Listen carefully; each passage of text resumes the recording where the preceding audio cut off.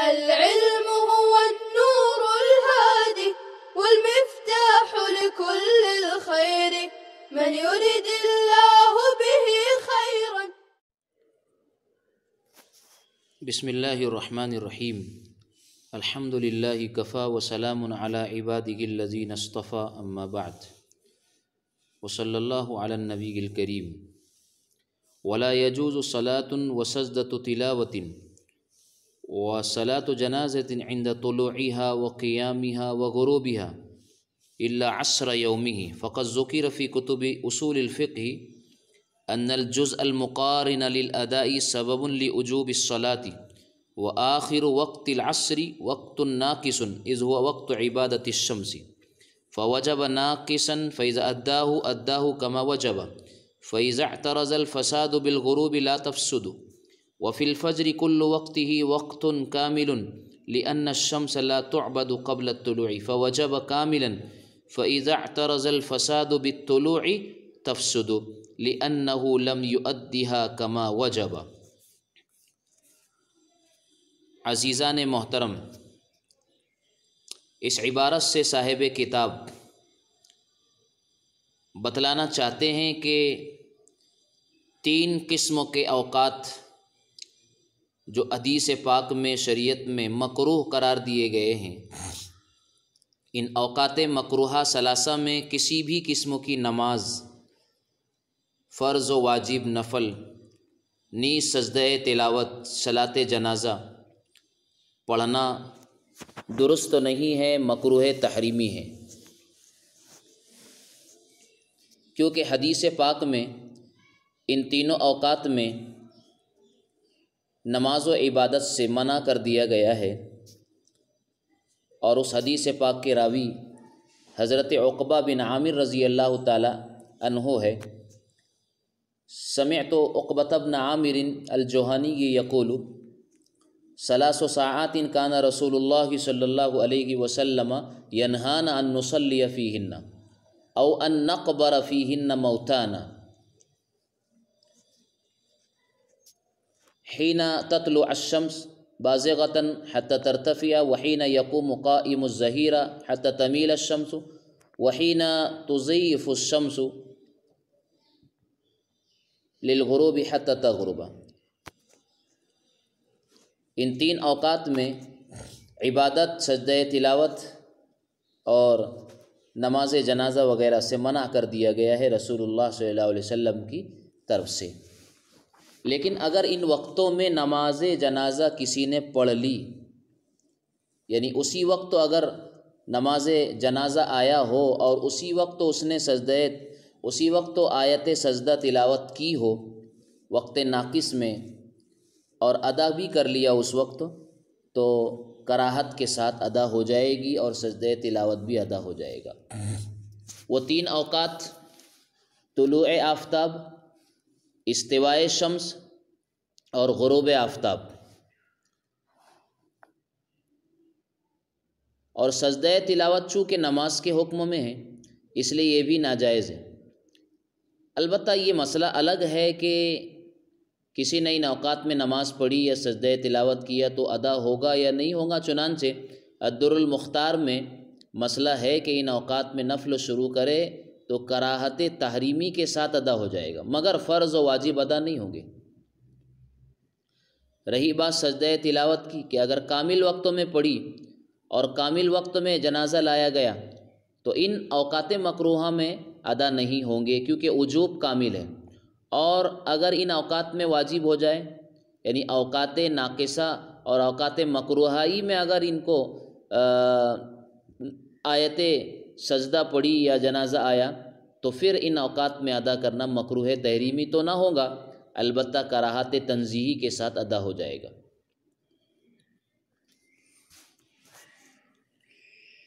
صاحب وقایہ نے الا عصر یومہ کہہ کر استثناء کیا ہے اسی دن کی عصر کی نماز کا. یعنی اگر غروب آفتاب کے وقت اسی دن کی عصر کی نماز اگر کوئی پڑھتا ہے تو اس کی یہ نماز جائز اور درست ہوگی. مثلا کسی آدمی نے اس دن عصر کی نماز نہیں پڑھی تو سورج غروب ہوتے وقت اس دن کی عصر کی نماز ادا کرنا جائز ہے. اس کے علاوہ اور کوئی نماز جائز نہیں، یہاں تک کہ گزشتہ کل کی عصر کی قضا بھی اس وقت ناقص میں نہیں پڑھ سکتا ہے، کیونکہ وجوب کامل ہے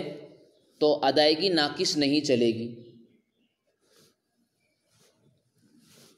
اب یہاں جو کہا کہ اس دن کی عصر کی نماز جائز ہے، تو جائز ہونے کا مطلب بھی یہی ہے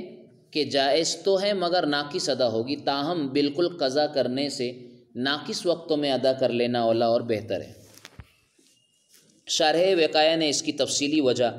آگے والی عبارت میں بیان فرمائی ہے کہ اصول فقہ کی کتابوں میں یہ بات ہم پڑھ چکے ہیں کہ نماز کی ادائیگی کا سبب وقتوں کا وہ جز ہوتا ہے جو ادائے صلاۃ سے مقارن اور متصل ہوتا ہے۔ اب آپ یہاں دیکھیے کہ ایک آدمی نے نماز عصر میں اتنی تاخیر کی کہ غروب آفتاب قریب آ گیا، تو یہ وقت اخیر ہی وقت ناقص ہے اور وہی وجوب ادا کا سبب بن رہا ہے، لیکن چونکہ یہ وقت ناقص ہے اور اس وقت کے ناقص ہونے کی بنیاد از ہوا وقت عبادت الشمس، اس وقت کہ چونکہ سورج کے پرستار سورج کی پوجا اور عبادت کرتے ہیں تو اس وجہ سے یہ وقت ناقص ہو گیا۔ اب اگر اس وقت میں کوئی نماز ادا کرے گا، سجدہ تلاوت کرے گا، تو گویا اس کی مشابہت سورج کے پرستاروں کے ساتھ اور تشبہ بعبادت الغیر لازم آئے گا، اس وجہ سے ان اوقات میں نماز پڑھنے کو مکروہ قرار دیا گیا ہے۔ لیکن اگر ادائیگی چونکہ وجوب چونکہ اس کی ذمہ ناقص آیا ہے تاخیر کرنے کی وجہ سے، تو اگر اس وقت ناقص یعنی غروب آفتاب کے وقت ہی اگر وہ پڑھ رہا ہے تو ادائیگی درست ہوگی، البتہ ناقص ہوگی۔ اب اگر نماز پڑھتے پڑھتے غروب کی وجہ سے فساد اگر طاری ہو جائے تو اس سے نماز فاسد نہیں ہوں گی۔ عصر کے سلسلے میں تو یہ بات ہے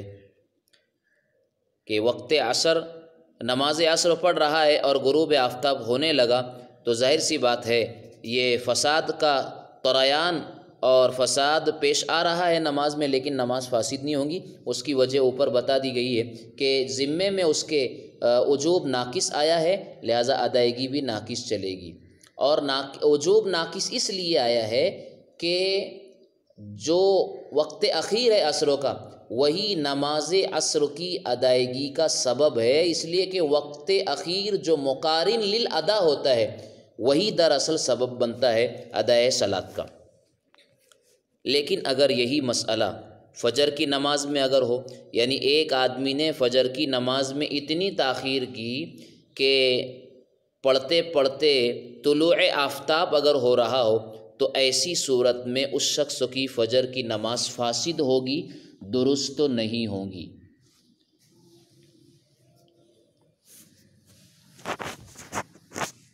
لیکن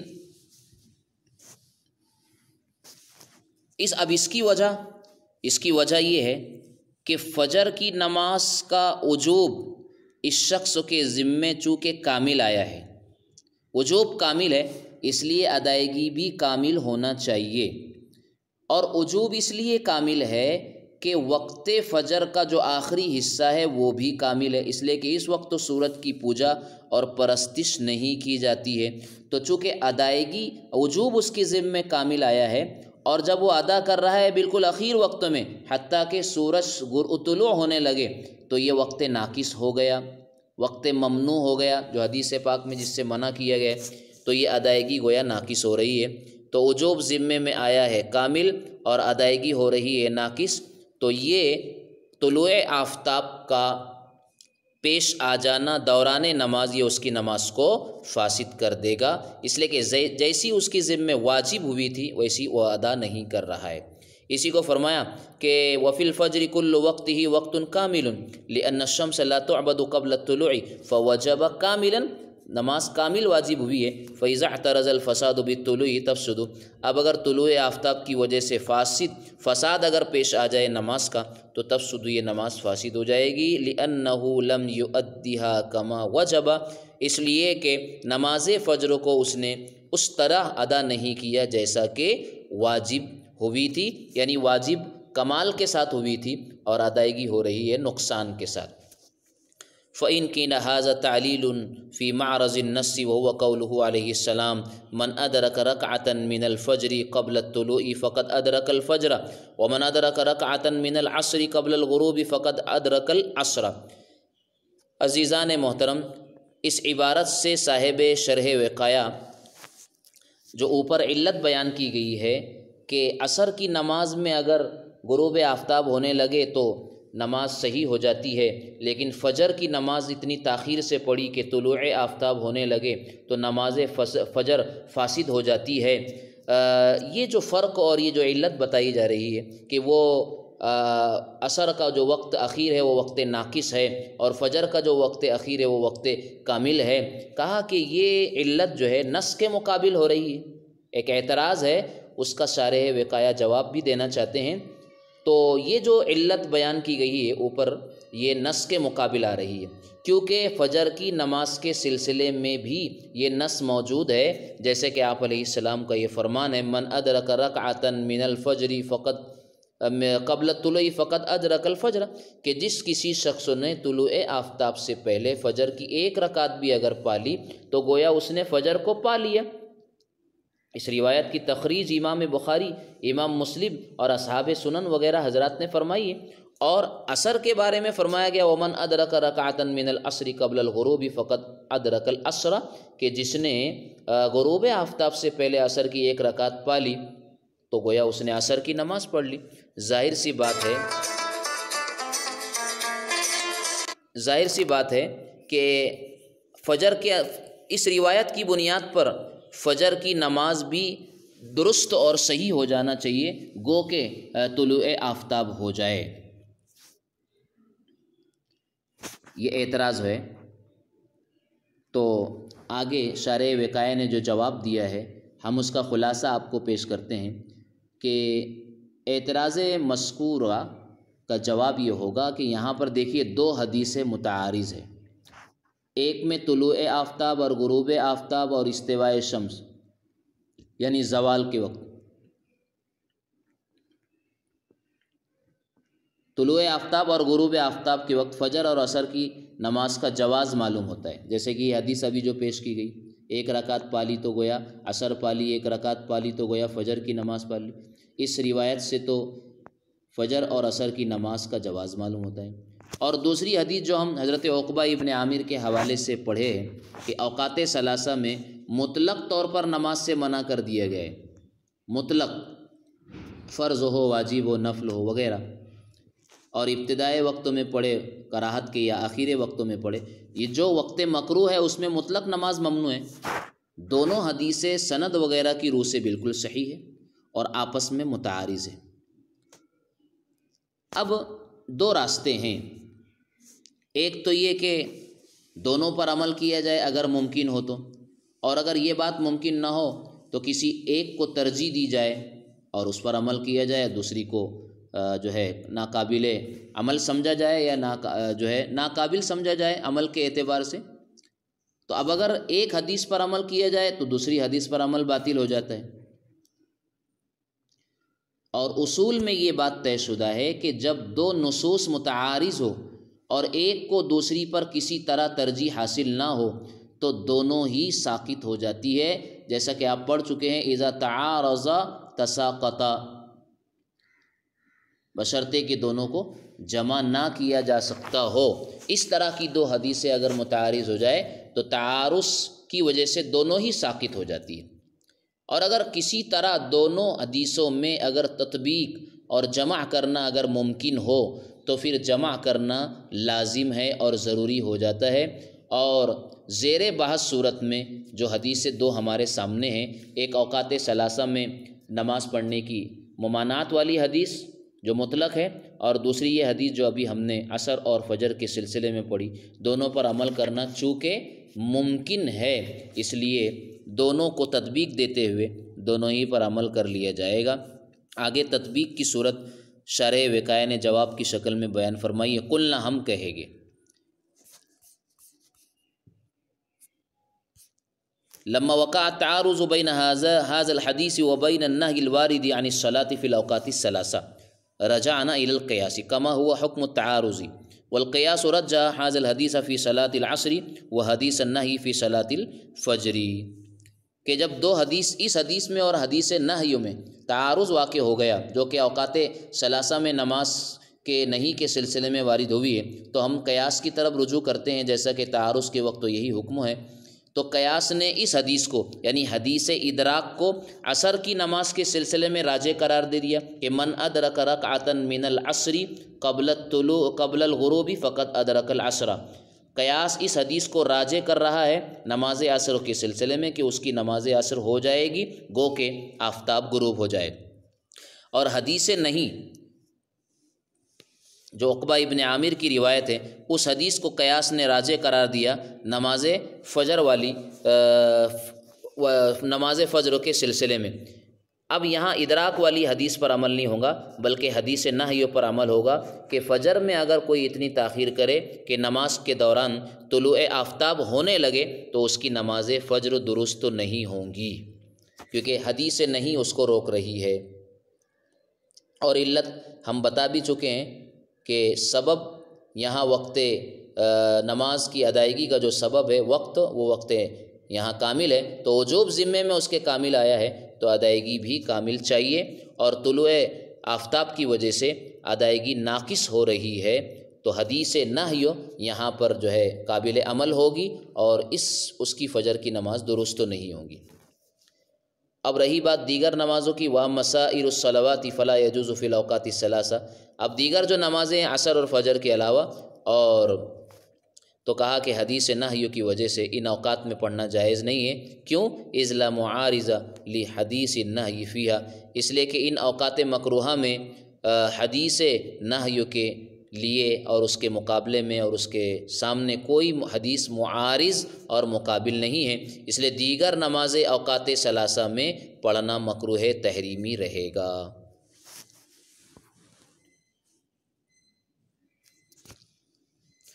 آگے فرمایا وَكَرِهَ النَّفْلُ إِذَا خَرَجَ الْإِمَامُ لِخُطْبَةِ الْجُمُعَةِ وَبَعْدَ الصُّبْحِ إِلَّا سُنَّتُهُ وَبَعْدَ أَدَاءِ الْعَصْرِ إِلَى أَدَاءِ الْمَغْرِبِ وَصَحَّ الْفَوَائِتُ وَصَلَاةُ الْجَنَازَةِ وَسَجْدَةُ التِّلَاوَةِ فِي هَذَيْنِ أي بعد الصبح وبعد أداء العصر إلى أداء المغرب لكنها يكره في الأول وهو ما إذا خرج الإمام للخطبة۔ اوقات مکروہہ کی یہاں سے صاحب کتاب ایک دوسری قسم بیان فرما رہے ہیں۔ اوقات مکروہہ کی پہلی قسم وہ ہے طلوع آفتاب، زوال آفتاب اور غروب آفتاب، اس میں تو کسی بھی طرح کی کوئی نماز پڑھنا درست نہیں ہے، چاہے فرض ہو، چاہے نفل ہو، چاہے واجب ہو۔ البتہ اوقات مکروہہ کی دوسری قسم، اس میں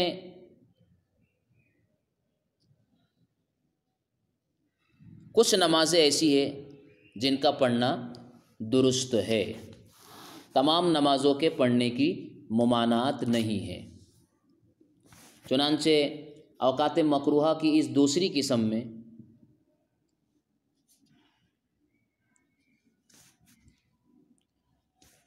فرائض کی قضا، نماز جنازہ اور اسی طرح سجدہ تلاوت، یا ایسی کوئی نماز جس کا سبب واجب ہو، جیسے نظر کی نماز، یا طواف ختم کرنے کے بعد جو 2 رکعت صلاۃ طواف کے عنوان سے پڑھی جاتی ہے جو کہ واجب ہے، اس قسم کی تمام نمازوں کو فجر کے بعد فرض پڑھنے کے بعد اور عصر کے فرض کے بعد پڑھ سکتا ہے۔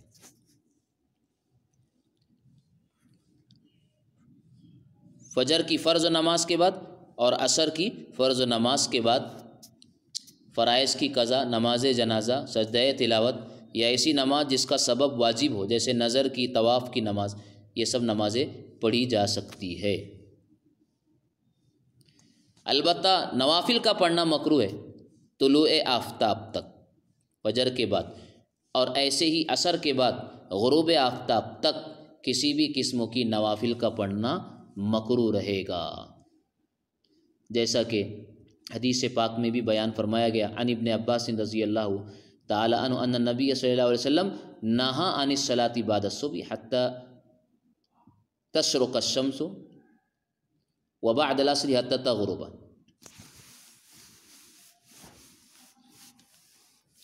ایسے ہی اوقات مکروہہ کے اندر اوقات مکروہہ کی دوسری قسم میں ایک وقت مکروہ ہے جب امام خطبے کے لیے نکلے، خطبہ جمعہ کے لیے، اذا خرج الامام لخطبۃ الجمعہ، اس وقت بھی کسی طرح کی نفلوں کا پڑھنا مکروہ ہے، خواہ تحیۃ المسجد ہو یا قبل الجمعہ والی سنتیں ہو۔ حضرت علی ابن عباس اور حضرت عمر رضی اللہ تعالیٰ عنہم اجمعین سے مروی ہے کہ وہ امام کے آنے کے بعد نماز پڑھنے اور کلام کرنے کو مکروہ جانتے تھے، اور یہ کراہت تحریمی ہے۔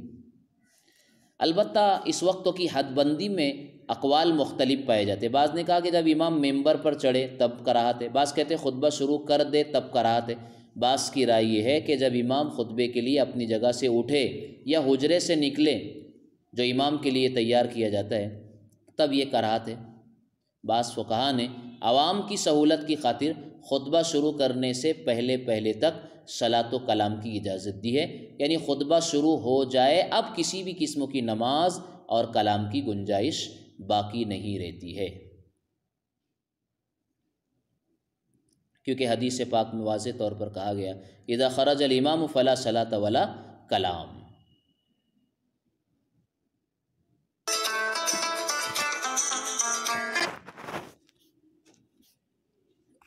اسی کو آگے فرمایا وصح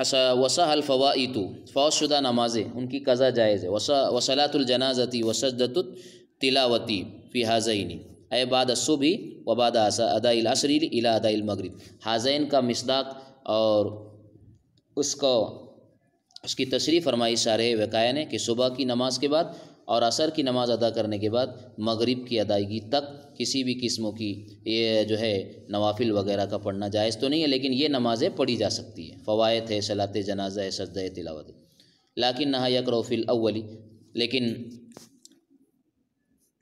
پہلی وقت مکروہ کی جو پہلی صورت ہے، یعنی امام جب خطبے کے لیے نکل پڑے اس وقت تو ان نمازوں کا پڑھنا بھی مکروہ رہے گا، یعنی فوت شدہ نمازوں کا، صلاۃ جنازہ کا، سجدہ تلاوت کا۔ پہلے وقتوں فی الاول سے مراد وقت اول یعنی جب امام خطبے کے لیے نکلے۔ مکروہ وقتوں کی اس صورت میں یہ نمازیں بھی درست نہیں رہے گی۔ اللہ تعالی ہمیں سمجھ اور عمل کی توفیق عطا فرمائے۔ آگے کے مسائل کو ہم اپنے اگلے سبق میں پڑھیں گے۔ وآخر دعوانا ان الحمد للہ رب العالمین۔ السلام عليكم، لا تنسوا الاعجاب بالفيديو والاشتراك في القناة تشجيعا لنا لنستمر بنشر المزيد إن شاء الله.